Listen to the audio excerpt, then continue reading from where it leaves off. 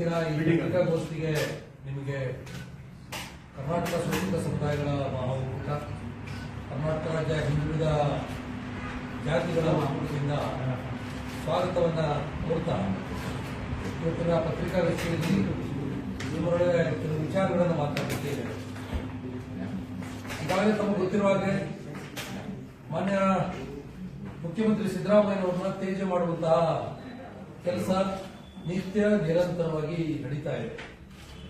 ರಾಜ್ಯ ಸರ್ಕಾರವನ್ನ ಅಸ್ಥಿರಗೊಳಿಸಬೇಕು, ರಾಜ್ಯ ಸರ್ಕಾರವನ್ನು ಏನಾದರೂ ಅರಸಾಹಸ ಮಾಡಿ ಬೀಳಿಸಬೇಕು ಅನ್ನುವಂತಹ ಕುತಂತ್ರವನ್ನ, ಪಿತೂರಿಯನ್ನ ಇವತ್ತು ದೊಡ್ಡ ಪ್ರಮಾಣದಲ್ಲಿ ಪ್ರಾರಂಭ ಮಾಡಿದ್ದಾರೆ. ಅದರ ಜೊತೆಗೆ